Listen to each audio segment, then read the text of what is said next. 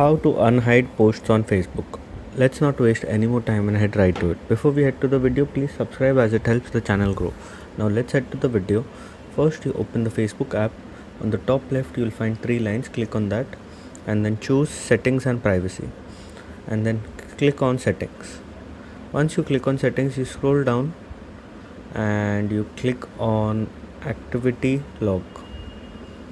Once on your activity log, you have to click on your Facebook activity, and here you will find an option of posts. Here you have to click on the arrow on post and choose post hidden from profile.